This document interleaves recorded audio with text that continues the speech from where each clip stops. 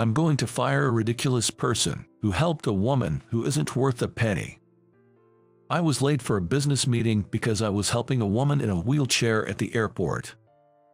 That's why I was fired from the company today. But I don't regret it. I'm sure if I had ignored her, I would have felt a nagging sense of guilt every day.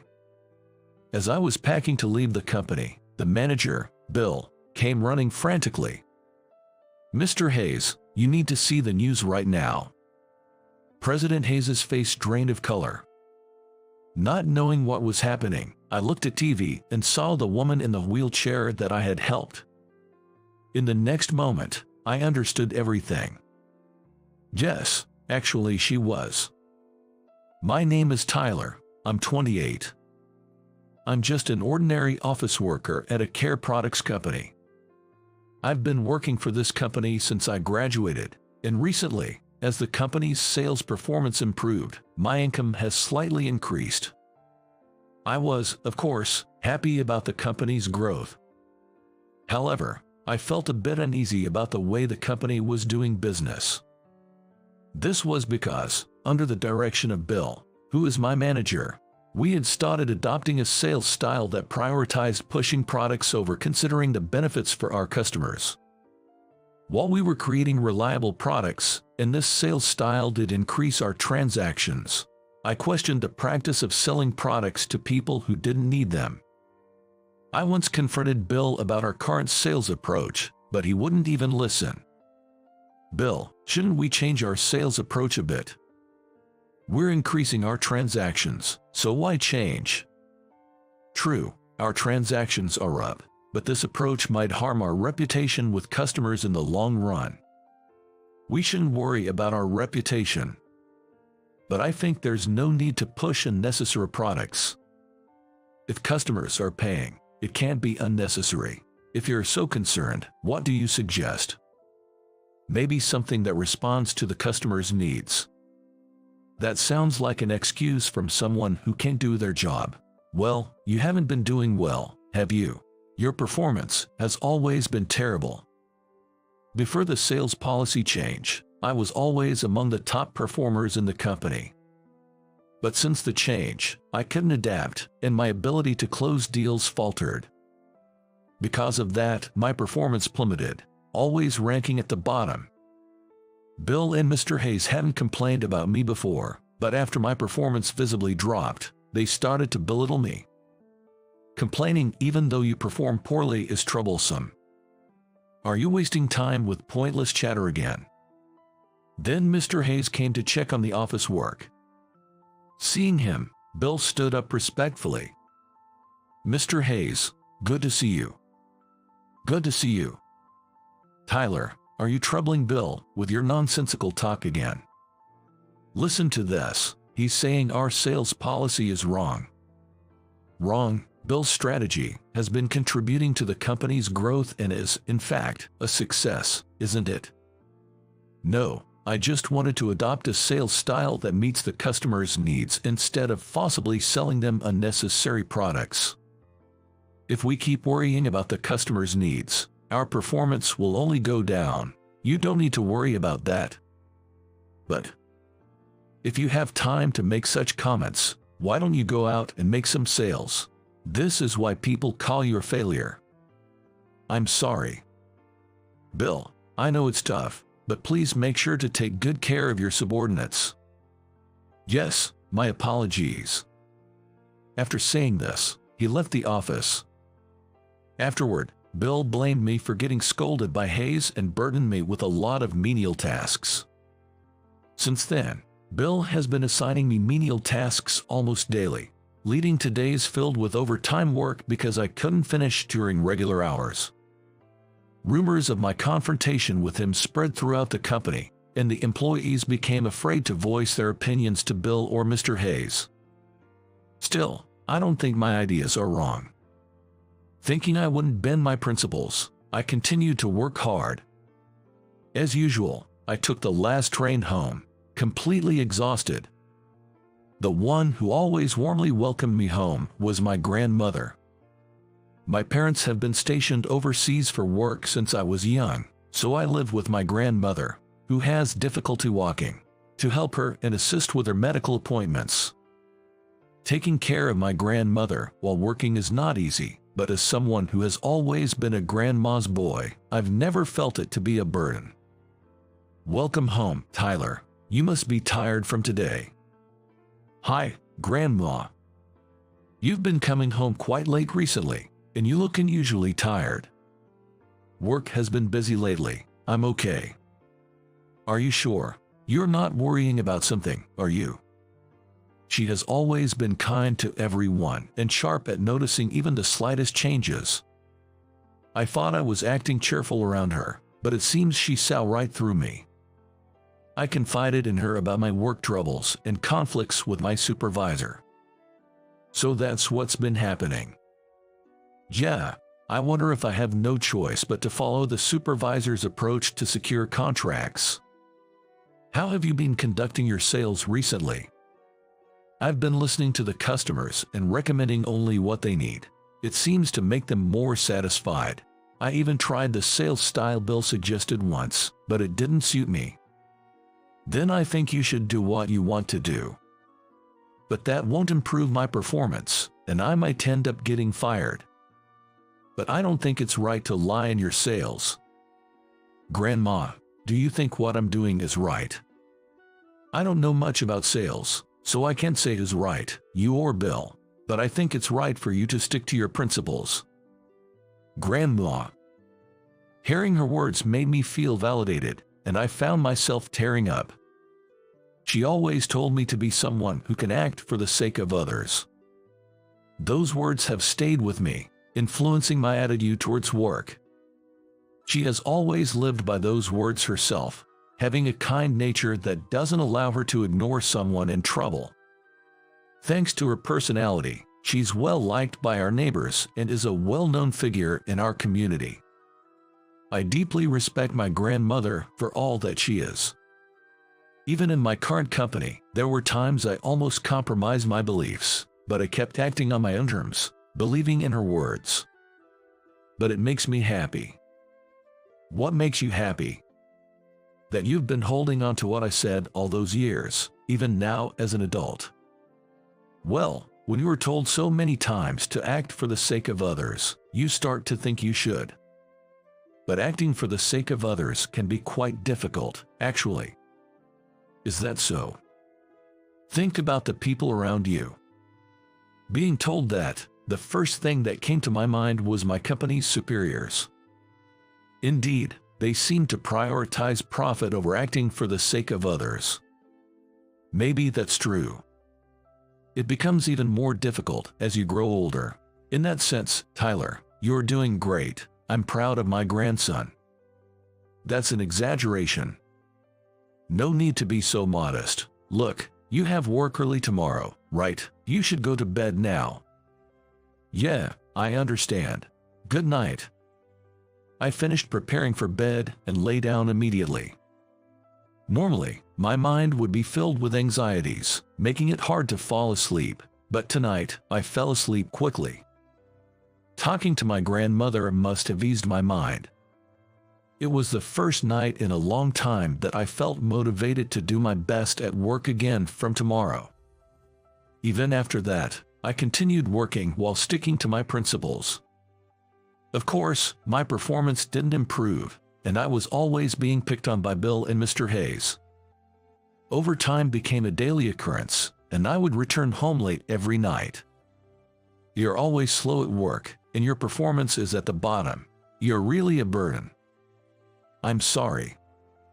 I wish you could bring in a big deal for once. A big deal? Well, it's probably impossible for you, but anyway, I need this task done by today. By today, but there's only 30 minutes left until the end of the workday, and I still have other tasks pending. You can't even do that. Other employees manage more work within the time. Understood. I'll take it on. Days like this continued, and sometimes I missed the last train and had to stay overnight at the office to work. Yet, remembering my grandmother's words, I never bent my principles. One day, when I visited a regular client, something unexpected happened. I'm really grateful for everything you've done for us, Tyler. No, I should be the one thanking you. I truly appreciate it. The fact that we can have such pleasant transactions is thanks to you always listening sincerely and explaining the products carefully. That's too kind. I'm just doing what I believe is right. I was wondering if I could entrust this to you, Tyler. Huh? There's a certain company looking for a new trading partner. I thought, how about Tyler's company? Really? Which company would that be? It's Johnson Corporation. Johnson Corporation, that's a major company, isn't it? Are you sure I'm the right person for this? Yes, I'd like to ask you specifically. They value not just the product quality but also the character of their partners. So I can trust you with this. Our company does take pride in our product quality. I'm honored that you think so highly of me. So, will you take it on? Yes, please count on me. Through the client, I managed to get in touch with a major corporation. A few days later, I received a call from Johnson Corporation. And unbelievably, a deal worth $100 million was decided, with me in charge. When Bill learned that I had secured a deal with Johnson Corporation, he was quite shocked. You secured a deal with Johnson Corporation? Yes, it seems to be a significant deal. This isn't some kind of mistake, is it? No, it's not. This is a matter of the company's future. Yes, that's why I was hoping Bill could join the negotiation as well. Of course, I'll join. I'm even thinking of replacing you with a more capable employee for this. Before I knew it, Mr. Hayes had stormed into the office, probably having caught wind of the situation. Everyone in the office turned their attention to us, wondering what was happening. Is it true that we've secured a deal with Johnson Corporation? It seems Tyler was the one who managed it. You did? How? It was through a connection with a regular contact we have. This is crucial for the future of our company. Would it be all right to replace Tyler with another employee for this negotiation? No, that's not working. It's his connection after all, and more importantly, the other party has specifically requested Tyler. They requested me. Yes, so make sure you don't embarrass us. Also, I'll be joining the negotiation as well. You will be joining too. Of course, the fate of our company is at stake here. Bill, make sure you accompany us properly. Understood.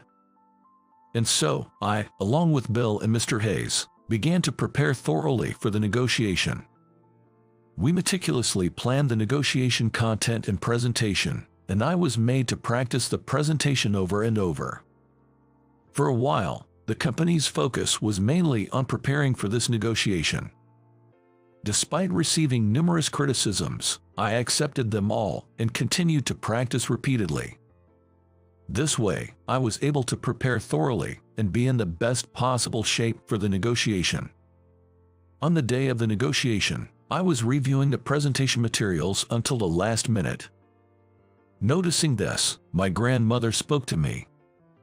Today's the day of that big negotiation, isn't it? Yeah. The company we're negotiating with is located far away, so I have to take a plane, and I'll be staying there tonight. You're always so busy, but do your best today. Yay, I'll definitely make the negotiation a success. Don't push yourself too much, just do as you always do, and I believe you'll succeed. Thank you, Grandma. Although I had been very tense, this exchange with her helped ease some of that tension. I left the house, reassuring myself that I would be okay. Today, we were supposed to meet directly at the negotiation site in the company. So, I headed to the airport to catch my flight. Since I had arrived at the airport a bit early to allow for some extra time, I decided to walk around the airport to clear my head. That's when I noticed a woman in a wheelchair looking distressed and seeking help. The airport was crowded, and the staff seemed too busy with their duties to notice her. Looking at the clock, I realized it was almost time to go through security, but I couldn't ignore the woman in need. I might miss my flight if I don't go through security now, but how can I ignore someone in trouble right in front of me? Hesitating, I remembered my grandmother's words. Be someone who can act for the sake of others. Ignoring my principles was something I just couldn't do, not when I respected my grandmother's words so much. I hurried over to the woman. Excuse me, is there something wrong? It's just that my wheelchair suddenly stopped moving, and I need to catch my next flight quickly. It stopped moving. She seemed to be in a hurry. Fortunately, having a grandmother who uses a wheelchair, I had a fair amount of knowledge about them. I quickly found what seemed to be the problem and started fixing it with practiced hands. Do you think it can be fixed? Most likely, it should be fine. You seem experienced. Do you work in caregiving? Well, I do something related, but I'm also used to handling wheelchairs because my grandmother uses one. That's very reassuring to hear. After a bit of effort, I managed to fix the wheelchair successfully. The wheelchair started moving again, and noticing the woman's urgency, I explained her situation to a staff member who happened to be free and asked them to accompany her to her flight. Thank you so much for everything. It's nothing, really. When I checked the time, the plane I was supposed to board had already taken off. I hurriedly said goodbye to the woman and rushed to change my reservation to the next available flight. As I was about to leave, I heard the woman calling out to me from behind. Please wait. My name is Haley Eris. May I have your name? I'm Tyler. Here, take my business card if you'd like. Well then, I must go. Thank you very much. I handed Haley my business card from my suit pocket. And then I quickly left the scene and completed the necessary procedures. In the midst of the chaos, I also informed Bill over the phone that I had missed my flight and would be taking the next one. Despite the rush, I managed to catch the next flight and boarded the plane. After landing, I headed to the company using the shortest route but ended up being 5 minutes late. Bill and Mr. Hayes were already there, waiting for me, visibly furious for making them wait. How dare you be late on such an important day for our negotiation? I'm terribly sorry. You've just tanked our credibility with the client. How do you plan to take responsibility for this? By the way, why were you late? Well, actually, I explained the incident at the airport to them. I thought they would understand if I explained, but it seems that was just my wishful thinking. As soon as I finished explaining, Bill started berating me loudly. A woman in a wheelchair is worthless compared to a deal with Johnson Corporation. Can't you see that? But I couldn't just ignore her. You should have. Ignoring someone is something even a kindergartner can do. Why couldn't you? Enough, Bill. There's no point in talking to such a useless person. But he's caused such a mess. I'd love to fire you right this instant, but since the client specifically requested you, you'll have to pack your things after the negotiation. Does that mean? Yes, you are fired, but you'll still attend the negotiation. After that, you are of no use to us. Bill and I will lead the discussion, so don't bother doing anything. But I've practiced so much. Please let me try. Don't you get it? Someone who prioritizes worthless trash over their job doesn't need to do anything. You're just in the way. At a loss for words, I couldn't respond to their harsh criticism. While we were arguing, a staff member from Johnson Corporation appeared and led us to the president's office. We were told to wait a bit for President Johnson to arrive, so we sat on the sofa in the office, enveloped in an awkward silence. Bill and Mr. Hayes continued to grumble about me in hushed tones. Reaching my limit, I stood up to leave. Then, a familiar figure appeared on the TV in the president's office. It was Haley, the woman I had helped at the airport. Haley seemed to be giving an interview on the news. "Look, Bill, the woman in the wheelchair is on the TV. Oh, she's pretty. It's a pity she has a disability." Even as their conversation reached my ears, I was shocked to see Haley on TV, realizing she was someone significant. "Haley is on TV, why?" To my astonishment, Haley started talking about the incident at the airport with a smile on her face. "Actually, on my way to the studio, my wheelchair broke down at the airport and I almost missed my flight. But then, a salesperson from Hayes Company fixed my wheelchair and escorted me to the gate. We also value personality in our employees, and I hope they can be inspired by him. Of course, we're proud of our excellent staff." Hearing her interview, Bill and Hayes exchanged looks. "Hayes, about that interview just now." "No way, that can't be it." Then, President Johnson finally appeared in the office. "Sorry for the delay." "Not at all, it's totally fine. We apologize for taking up your time. We're really sorry for our subordinates' behavior." "It's okay. By the way, you saw my daughter on the news just now, right? The salesperson she was talking about was you, wasn't it?" "It seems so." "Seems so. You are quite humble. You're truly a wonderful person. Let me thank you on behalf of my daughter." "Thank you very much." "No, I just did what anyone would do." "That's right. Well, since Mr. Johnson has said so, let's just let bygones be bygones regarding Tyler's tardiness this time. But earlier, you said I was fired. Be grateful that kind Mr. Hayes is forgiving you." They cut me off as if to silence my words. The two of them pressured me as if to say not to speak any more unnecessary words. "Thank you for your generous understanding, Mr. Johnson. Shall we proceed to the negotiation?" But as we were about to start the presentation, he stopped us. "No need for that." "Does that mean?" They, seeing his positive reaction to me, were perhaps hoping that he would accept the deal. They smiled with joy. "Does this mean the deal is set? You truly have an eye for quality, to recognize our value without even needing a presentation." "Yes, it seems his reputation is well deserved." "Then, let's sign the contract right away."